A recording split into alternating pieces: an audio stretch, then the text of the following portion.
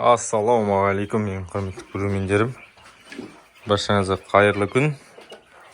Бұл біздің австраликтар. Что там? Сүт қашасыңдар ма? Бір кішке жайылып келіңдер бар. Көп болып шықпағандарың бар. Шыңдар. Біздер осындай немен кіреміз. Міне, 3 жұмыртқа туған. Шыңдар ба. Мына су бітіп тұр. Так, мінекей. 3 жұмыртқа туған. Бізде мында баламның қояны. Қардың ашты ма, қазір тамақ көрем. Мен қаладан қазір келіп жатырмын. Сол себепті қолым тимей жатыр. Бізде мында легорындар және авторлық отечественный, бұларда жабайы.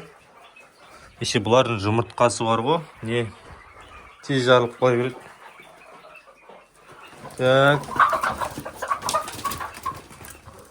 Сол себепті кішкені апасияндау жұмыртқасы.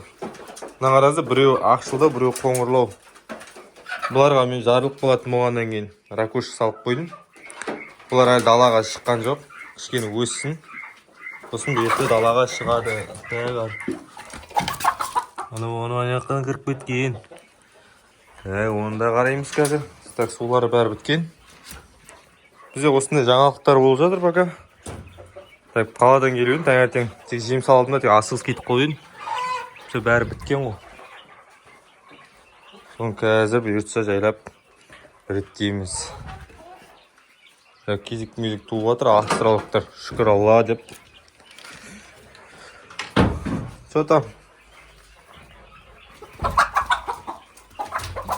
Не болды? Қалай кіріп кетіп жүр түсінбедім. Кішкене жүндері өсіп, адам қалпына келіп қалыпты. Бұрынғыдай емес.